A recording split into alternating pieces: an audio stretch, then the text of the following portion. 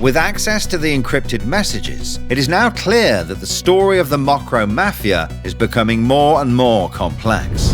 What was known until now is only the tip of the iceberg, and the general public is discovering a little more every day.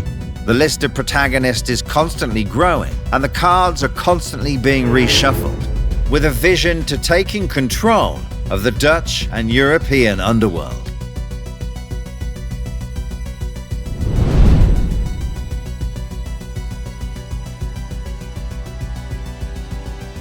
The beginning of our story starts in the district of De Pijp in South Amsterdam, considered at that time as a real training centre of top repeat offenders in the Netherlands.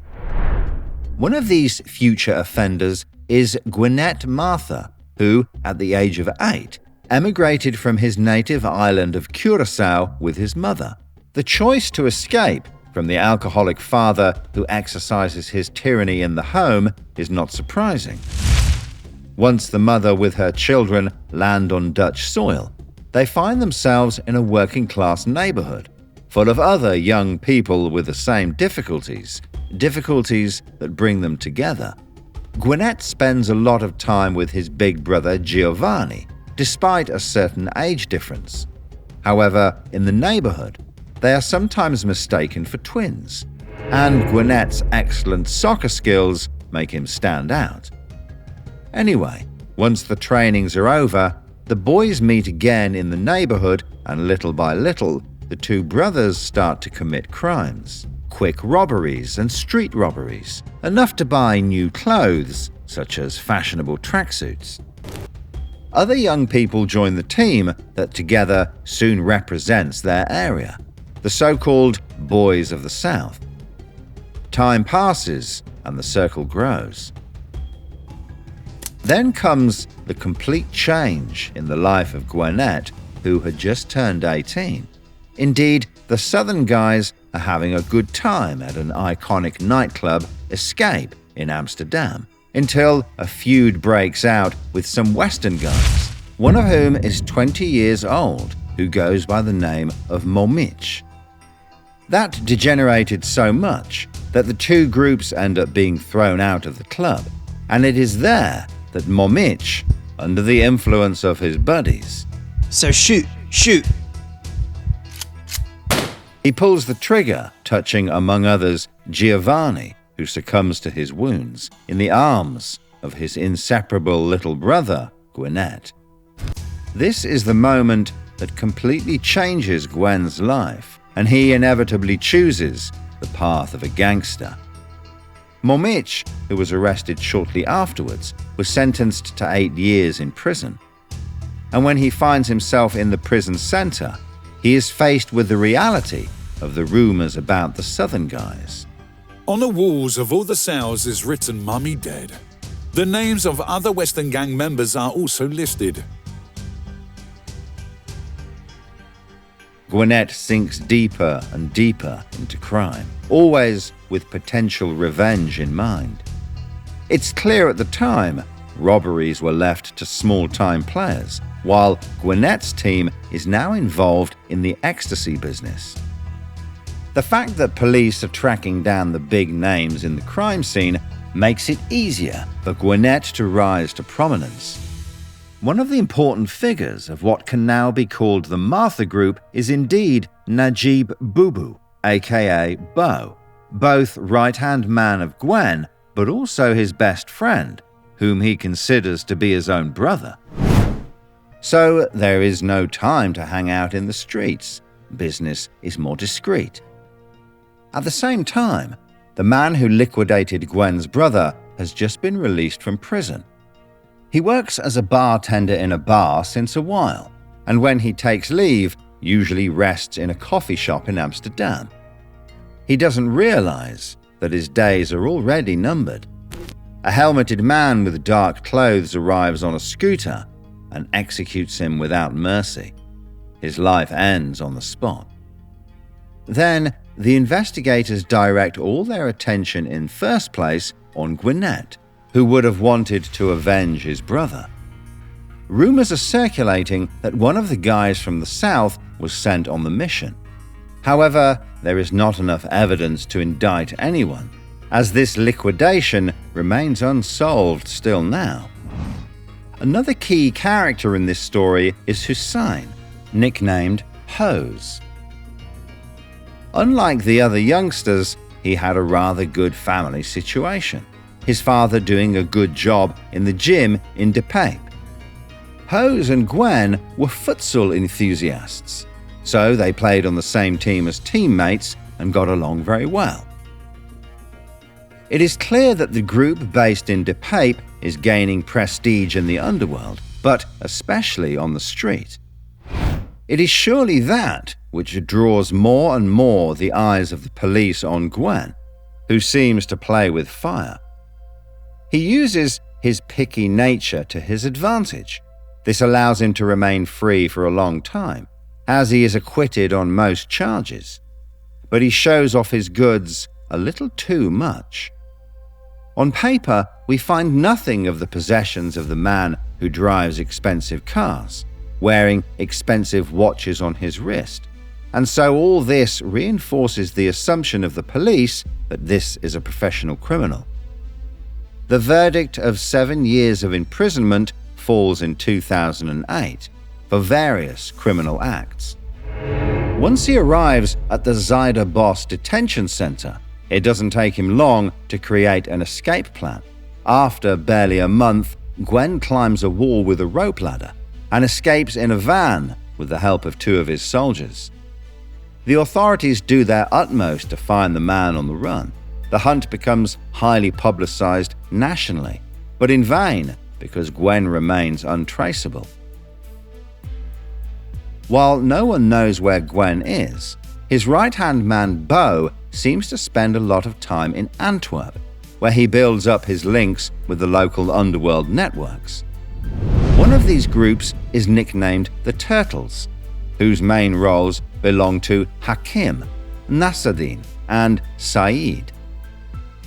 This strategic choice makes sense, as Gwinnett, who realizes that it is becoming more and more difficult to import drugs in Rotterdam, seizes the opportunity by moving the logistics center to the port of Antwerp in Belgium, where security is less important. For the shipping line to work, it is necessary to collaborate with the local families who specialize in cargo recovery and have corrupt contacts in the port. In this situation, the Turtles have an ideal position. They made money traditionally on a smaller scale, by importing hashish and then investing in real estate in Morocco. But times change, and so do habits. Huge profits can be made from coke. The Turtles do not hesitate to adapt to the new trend. It is therefore not surprising to see that Gwinnett hid in Antwerp after he escaped. It is here that he spends a lot of time with Hakim and his lieutenant Bo. They usually party in the most famous nightclubs of the metropolis, where champagne flows freely. But it is also here that he met one of his girlfriends. I was 16 years old when I met Martha in the Antwerp nightclub The Knox. He introduced himself as Dennis. This is how the whole of Antwerp addressed him. I didn't know his name was actually Gwinnett, and that he was internationally wanted after escaping from prison. In the interview published in the Panorama newspaper, she describes him as a very generous man who takes care of his own. He had a loft in Antwerp in which she could move in at any time. Gwinnett's lifestyle seems to remain intact because, as one of the detectives described it, the top criminal would have earned 200,000 euros a week, and it had to be spent somewhere. Finally, as the hunt for the fugitive is in full swing, a collaboration between the Dutch and Belgian authorities results in a roadside check in a slum area of Antwerp in Deurne. In one of the cars stopped, the police recognize Gwinnett in the presence of Zonnepit, which is also Saeed's nickname.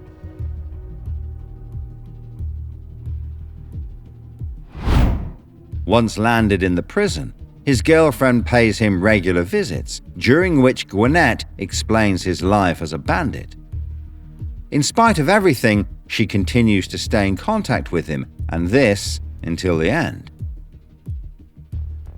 Tensions will rise from this point on, as Gwinnett, from prison, names his friend Beau as the main sponsor rather than Hose, and as the latter sees himself as the equal of the great Gwinnett, their relationship cools sharply. As a result, there will be some internal splitting, and the soldiers will have to choose their group, the Martha camp and the Hose camp. And while some thought Hose was going to be out of the game, he created his own shipping line with the help of his brother-in-law Benauf A, who seemed to have the situation under control. At this stage, the violence is not really visible yet, but that changes in 2012, when the different Amsterdam networks, including Hose, invest in a delivery of coke to Antwerp, which will never arrive in the hands of its customers. At the beginning, the evoked volume of the cargo from Latin America oscillated between 200 and 300 kilograms of coke, but according to the official version, it was rather 225 kilograms. Once the delivery arrives in the port, corrupt dock workers close their eyes to avoid potential control and leave the field open to the Antwerp Turtles group for the pickup. A lot of these guys have brothers or uncles who work on the docks. They look away when they show up on the platform with a sports bag. However, this does not go as planned, because according to the team specialized in recovery, who know the port like the back of their hand, the container turns out to be already empty. The whole story rests on this element, which remains very difficult to confirm. We know that during this month of February 2012, there were many seizures by customs. And according to the first hypothesis, the Turtles would have hijacked the new delivery using the pretext of the other seizures to bluff the customers in Amsterdam. It also seems that part of the order could have reached the market with very low prices, which cannot go unnoticed by Dutch customers.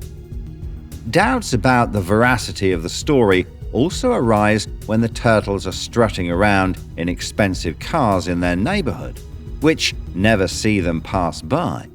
This may correspond to a rather quick injection of money.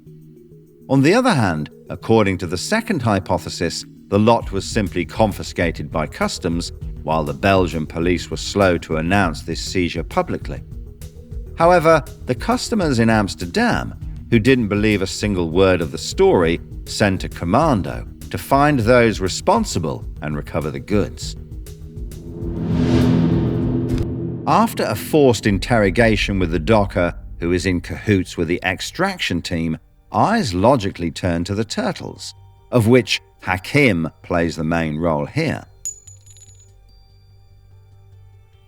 After the situation heats up in Antwerp, Hakim does not take long to flee abroad. Nevertheless, his stay there will not be very long, since gangsters in police uniforms kidnap, among others, his young brother and take him to an old factory. A day later, the family receive a photo of the young man posing next to a meat grinder with a message. If he doesn't pay, his members will go through the meat grinder. Hakim would have contacted the police, giving the name of the kidnapper of his brother. A Dutchman who calls himself Ben. Certainly referring to Benauf.